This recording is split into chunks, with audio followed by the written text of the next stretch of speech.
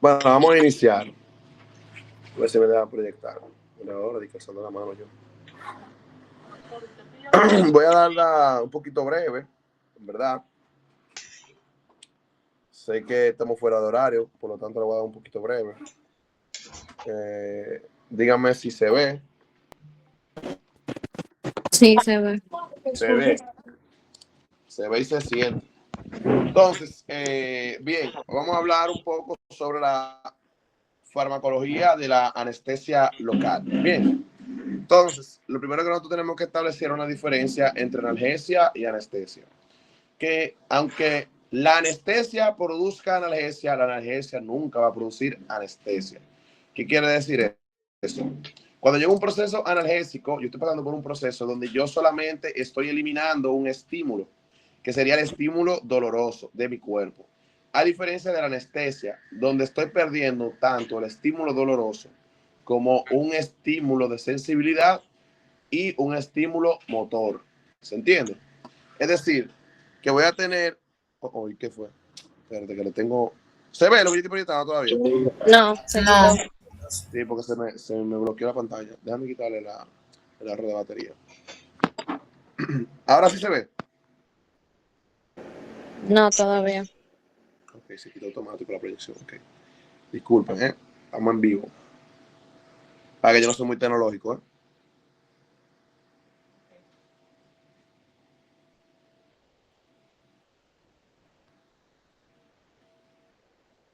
Entonces, ahora sí se ve.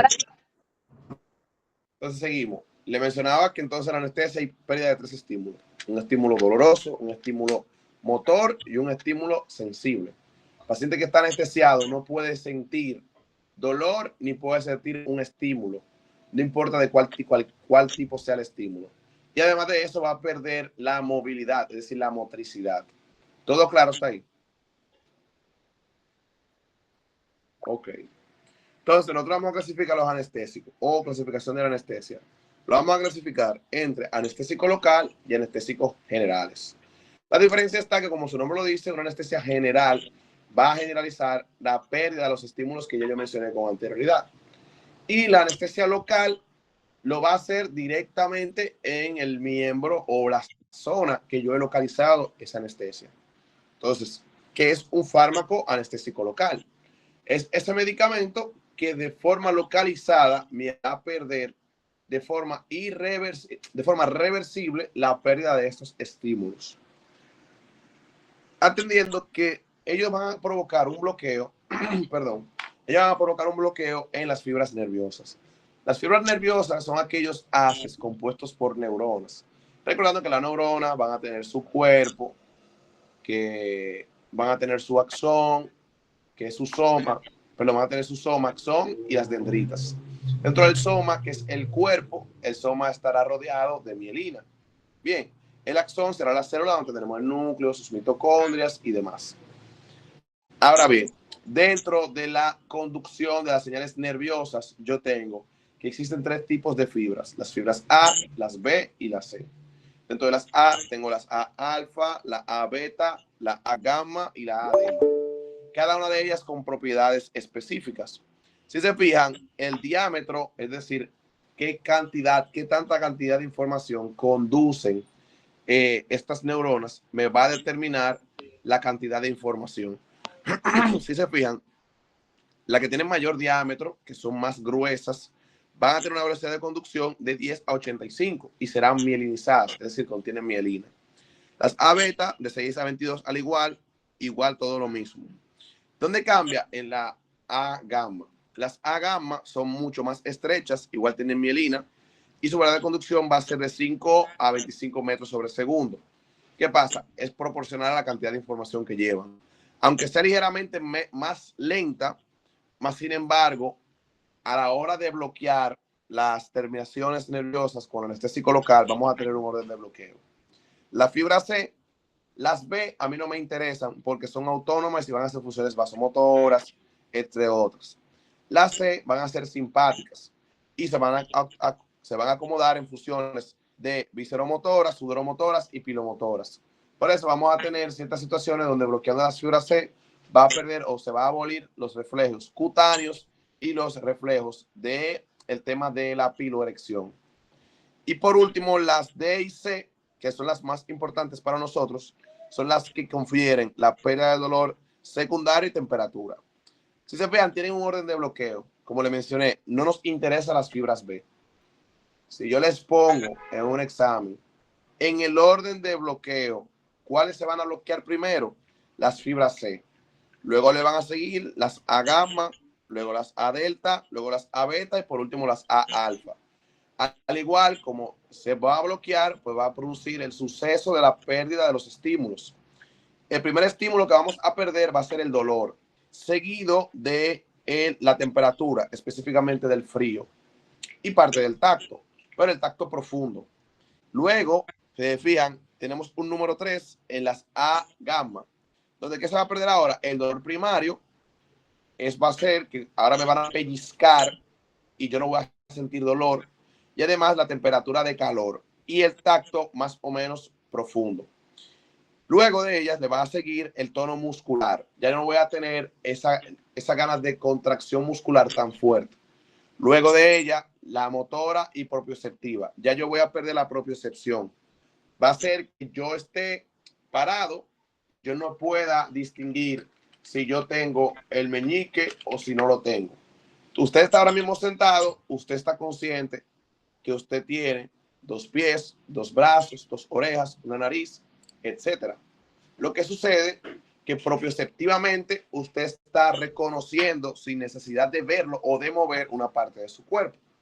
Y ya por último, en las fibras A alfa, cuando le pongo el examen, ¿cuáles son las fibras que bloquean la motricidad o el movimiento de los miembros? Las A alfa bloquean la motricidad. ¿Se entiende? Van a bloquear la presión, van a bloquear el tacto suave y van a bloquear la posición. Si yo anestesio una parte de mi cuerpo, yo no puedo posicionarla normal. Es lo mismo que sucede cuando usted va a un odontólogo, que luego de la anestesia local, usted no es capaz de poder tener la boca derecha. Va a tener los labios como usted normalmente los tiene, pero una parte de la boca que ha sido anestesiada estará como así, como tirada. Y usted aún viéndolo en el espejo va a tratar de ponerlo bien porque ya recuperó la motricidad, pero propioceptivamente usted no va a poder hacerlo. ¿Me doy a entender? Entonces, así como el orden de bloqueo va del 2, 3, 4, 5 y 6, la recuperación va a ser retrógrada, es decir, que va a ser atrás para adelante. Y yo tengo una imagen, vean, primero vamos a bloquear el dolor estimulado localizado, es decir, pellizcos. Luego de eso voy a perder el estímulo del frío, luego el del calor. Luego voy a perder el estímulo del tacto suave y parte de la propiocepción. Y por último, voy a perder los receptores mecánicos, es decir, la motricidad. Y cuando yo me esté recuperando de la anestesia local, va a ser todo lo contrario. Primero voy a recuperar los movimientos, luego voy a recuperar la propiocepción, luego el tacto suave, luego el calor, luego el frío y por último el dolor localizado o tacto profundo. Bien. Ahora nos detenemos un poquito aquí. Propiedades físico-químicas de los anestésicos locales. Los anestésicos locales van a ser bases débiles. Quiere decir que van a poder aceptar un electrón, pero igual lo pueden perder porque son bases débiles, pero tienden a aceptar electrones. Van a tener una pKa alcalina, es decir, que van a poder disociarse un 50% en un pH que sea alcalino. La pKa o la constancia de disociación ácida de los anestésicos locales, según su manual, es de 8 a 9. Van a encontrar bibliografías que va a decir de 7 a 9, pero según su manual, que era que tienen que aprenderse para su examen departamental, es de 8 a 9. Bien.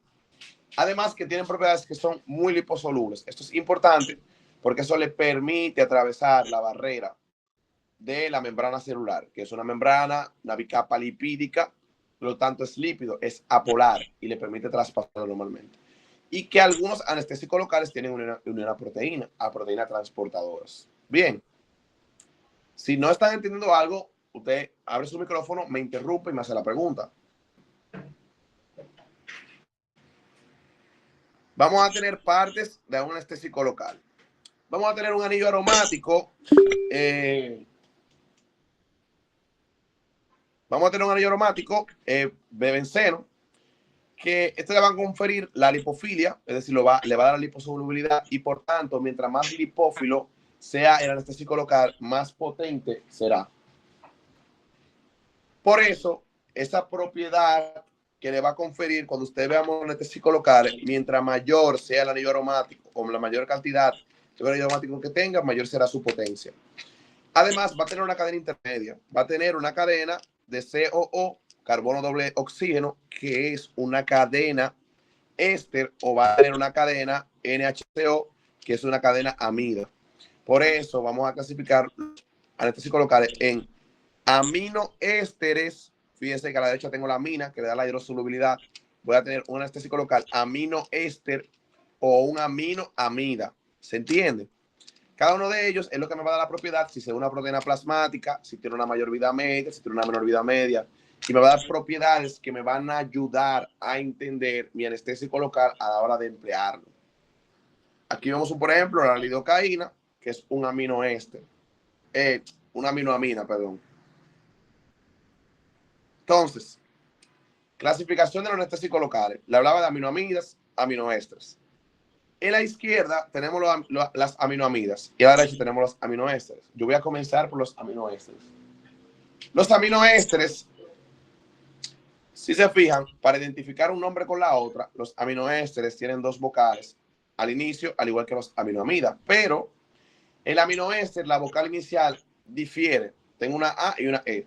A diferencia de las aminoamidas, que tengo doble A. Si tengo doble vocal igual, el nombre va a tener dos I. Si las vocales son distintas, voy a tener una sola I. Por ejemplo, un aminoéster, procaína, una sola I. Cocaína, benzocaína y tetracaína. A diferencia de los aminoamidas, que las vocales son iguales, por lo tanto voy a tener dos I. Voy a tener lidocaína, etidocaína, prilocaína, articaína, mepivacaína, etcétera, etcétera. Bien, los aminoésteres van a estar caracterizadas porque se metabolizan por las colinesterasas plasmáticas.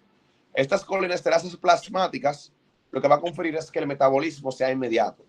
Por lo tanto, su vida media también va a ser muy corta.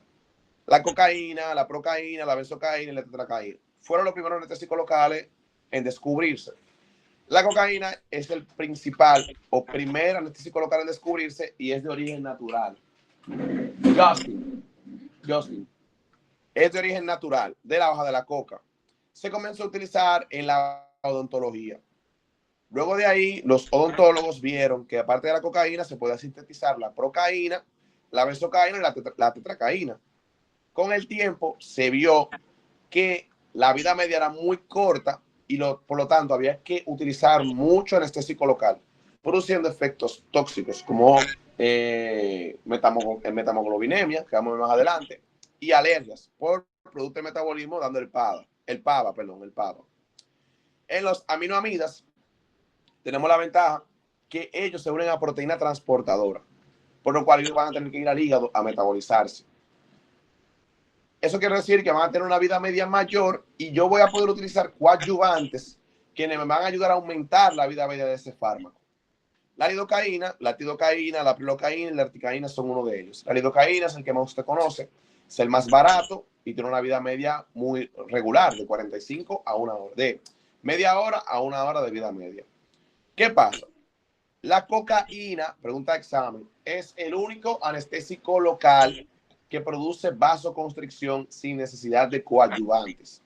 Por eso, cuando usted va al barrio y usted ve estos tigres que meten pila de cocaína, ¿qué les pasa? Alguien lo puede decir, puede abrir el micrófono, puede decir. ¿Qué le pasa a los tigres cuando meten mucha cocaína?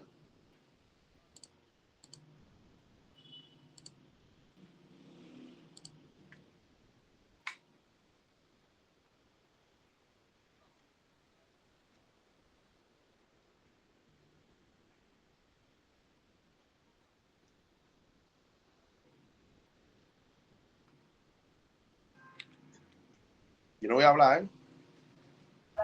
Le hace un efecto más rápido, digo yo. No.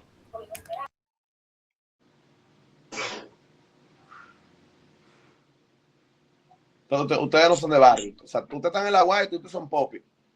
No hay drogadictos por su casa. Hay drogaditos, pero uno no habla con ellos, en verdad. Pero se le ve, o sea, desde que ustedes lo ven,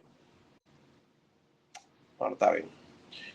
Miren, en la nariz hay un tabique que es el tabique nasal. Los cocainómanos pierden el tabique nasal. ¿Por qué? Porque la cocaína es el único anestésico local, como le mencioné, que produce vasoconstricción. Si yo empleo un anestésico local en lugares donde tengo baja irrigación o bajo retorno venoso, ¿qué va a pasar? Que al hacer vasoconstricción y constrigir esos vasos, al final voy a causar necropsia. ¿Dónde es común ver eso? En medicamentos o en zonas más bien, como la irrigación es poca, lo que va a pasar es que se va a necrosar el tejido. Cuando el tejido se necrosa es porque no está llegando mucho oxígeno, o en este caso, sangre. ¿Cuáles sitios se llaman así? El tabique nasal, los tabiques auriculares, la punta del pene, el clítoris, las extremidades, especialmente la punta de los dedos, entre otros. Por eso, las mujeres, si se van a hacer un piercing en la nariz, en la oreja, en el clítoris, los hombres se van a hacer un piercing en el pene, no pueden permitir que le pongan un anestésico local con vasoconstricción, porque esto va a provocar que se necrose por falta de oxigenación, por la hipoperfusión que va a provocar la vasoconstricción. Por eso, como les menciono, ustedes van a ver los cocainómanos que el tabique se le cae y se le ve la nariz como súper achatada, como si la tuviese pegada en los labios, la nariz. Porque el tabique se le rompe, se necrosa, se le cae y por tanto la nariz no tiene sostén y se le va hacia abajo. Bien. La benzocaína, yo les mencionaba a ustedes que el pH o la pKa de esos medicamentos es de 8 a 9. Eso quiere decir que se va a disociar en un pH de 8 a 9. La benzocaína es el único anestésico local que tiene una pKa ácida de 4 a 5, permitiendo que yo la puedo utilizar en zonas donde haya acidificación. ¿Y dónde yo puedo encontrar zonas con acidez? Por favor, alguien que me responda, ¿eh? ¿Dónde yo puedo encontrar zonas con acidez? Y no en el estómago, por si acaso.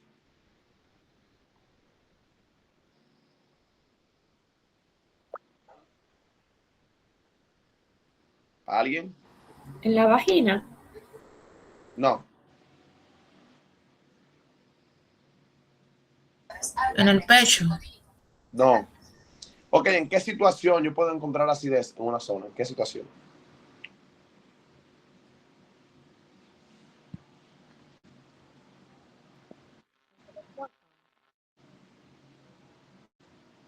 Bueno, cuando hay inflamación, los mediadores de inflamación van a traer consigo la quimiotaxis. ¿Cierto? La quimiotaxis va a tener liberación de hidrógeno. Esa liberación de hidrógeno me va a provocar una acidez dentro de la zona. Como mencionábamos que los anestésicos locales tienen una pKa de 8 a 9. Si yo tengo un paciente que llegó con una inflamación, diga, se le picó una araña en el campo, y él llegó y se va a drenar esa herida, por más anestésico local que se le ponga al paciente, no lo va a coger y va a tener que exprimirse la sangre fría. La benzocaína tiene una pKa de 4 a 5, lo que me permite, de 3.5 a 5, lo que me permite que se pueda disociar en medios ácidos y yo poder ponerla. Recuerden las propiedades que les mencioné, es una base débil, a diferencia de la benzocaína, que es un ácido débil. ¿Se entiende? ¿Todo claro? Ok. El mecanismo de acción de los anestésicos locales es súper sencillo. Claro, sencillo para aplicarlo en el laboratorio. Pero, ¿qué es lo que hace? El anestésico local va a llegar a la periferia, se va a desprotonar, a desionizar, y cuando se desioniza por los anillos aromáticos va a poder entrar a través de la membrana, es decir, va a ser lipofílico. Cuando él entra, él se vuelve a protonar dentro de la célula y va a poder obtener esa carga dentro o en el interior de la célula. El anestésico local es de los pocos medicamentos que tiene acción dentro de la célula. Siempre que usted da un medicamento, siempre actúa en la periferia, en su receptor que se encuentra extracelular. Y luego de ahí desencadena la respuesta. El anestésico local atraviesa la membrana y llega al interior de la célula. Y ahí procede su mecanismo de acción. ¿Y qué es lo que hace? Él bloquea el interior de la célula, los canales de sodio, dependiente de voltaje. Canales de sodio dependiente de voltaje.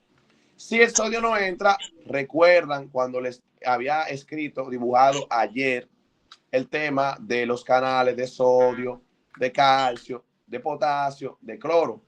Si el sodio, que es el que hace la despolarización, no entra, por lo tanto, la membrana no se va a despolarizar, provocando pérdida de sensibilidad, pérdida del dolor y pérdida del movimiento. ¿Se entendió? Si en el examen departamental le aparece cuál es la parte o qué parte del anestésico local es que produce la inhibición o bloqueo de los canales de sodio dependiente de voltaje, usted va a decir el anestésico ionizado, no el no ionizado. El no ionizado es el que atraviesa. Si le preguntan qué receptores o qué canales son los que activan, los canales de sodio dependientes de voltaje. ¿Se entiende? No los canales de potasio, no los canales de cloro, no es el GABA, no es ninguno de esos. ¿Me di a entender? ¿Puedes repetir eso, monitor? ¿Puedes repetir la primera, la que dice parte que produce la inhibición? Que no se escucha bien, por favor. La parte que produce el bloqueo de los canales de sodio dependientes de voltaje es el anestésico local ionizado. Usos terapéuticos del anestésico local. Bueno, lo voy a utilizar como anestésico, valga la redundancia. Como analgésico, porque si quito la percepción o la sensibilidad, también voy a producir analgesia. Como antirrítmico, especialmente en la fase 0 del corazón. Como ¿alguien levantó la mano? Que veo que se lo dije, please. Sí, monitor. Hay unos compañeros que están en espera. Bueno, ya estamos acabando la práctica. Mándale el video. Ok. Relajantes musculares, se puede utilizar la lidocaína en crema, en gel, como pueda perder la estimulación o la despolarización de la membrana, por lo tanto voy a relajar los músculos, y como antiepilépticos. Efecto adverso, voy a tener edema, taquicardia, refleja, alergias, metamoglobinemia, alergias especialmente en los aminoésteres, metamoglobinemia, como había mencionado antes, y por último, espasmos musculares. Aquí vemos el coadyuvante con vasoconstrictor. Cuando utilizamos, alguien tiene el micrófono abierto, cuando utilizamos la lidocaína, podemos utilizar fármacos como la epinefrina para provocar vasoconstricción. Y al provocar vasoconstricción, podemos así pues evitar que el fármaco salga del tejido localizado y evitar que sea una proteína plasmática y por tanto se vaya al hígado a metabolizarse, prolongando su vida media. ¿Me debe entender? Por lo tanto, si usted va a la emergencia y usted se va a suturar una herida, alguien tiene el micrófono abierto, y usted se va a suturar una herida en la punta del dedo, lo recomendable es que no le pongan lidocaína con epinefrina, señores. Porque si la ponen con epinefrina, le va a crear hipoxia y por tanto se le va a necrosar la punta del dedo. ¿Se entiende? Ok.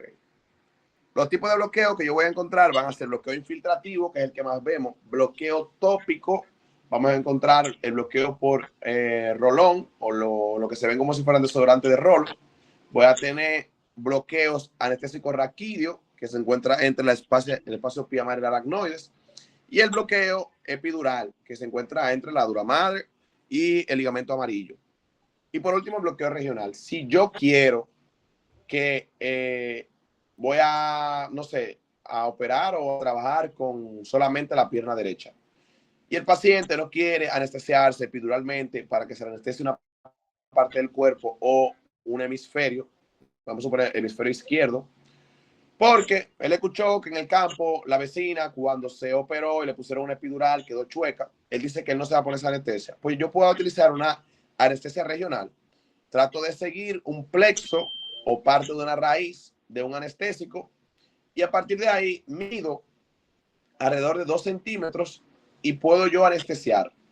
Recuerdan que la mielina es un lípido y si es un lípido, entonces yo puedo absorber, porque es apolar, parte del anestésico local, llegar a la raíz y por consiguiente se anestesia solamente esa región del cuerpo, en este caso los miembros inferiores. Ya para acabar en el experimento voy a tener 2 partes del experimento. Uno, el experimento es con un conejo y el material biológico material biológico del conejo, y el medicamento es lidocaína sin epinefrina. Vamos a tener que con un hisopo vamos a pegarle el hisopo al ojo del conejo como si le fuésemos a golpear el ojo, y él va a parpadear. Por lo tanto, tiene un reflejo corneal positivo. Luego de ahí, nosotros vamos a ponerle lidocaína al hisopo o directamente al ojo, y vamos a ver que va a perder o se va a abolir el reflejo corneal. ¿Se entiende? Y en la segunda parte vamos a utilizar igual lidocaína sin epinefrina. Lo único que en este caso va a ser infiltrativa, y al ser infiltrativa, pues ya vamos a bloquear la parte dorsal del conejo.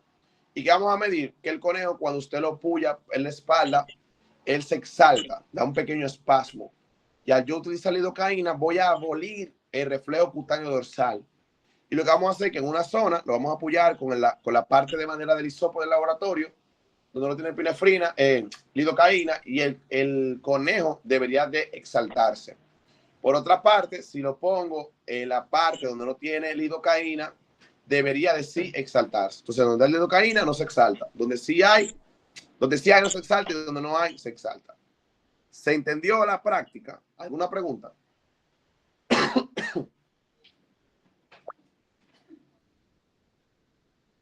¿Alguna pregunta? Bueno. Pues nada, queden con Dios y nos vemos el próximo lunes con su parcial, ¿eh? Buenas noches, monitor. Ok, gracias.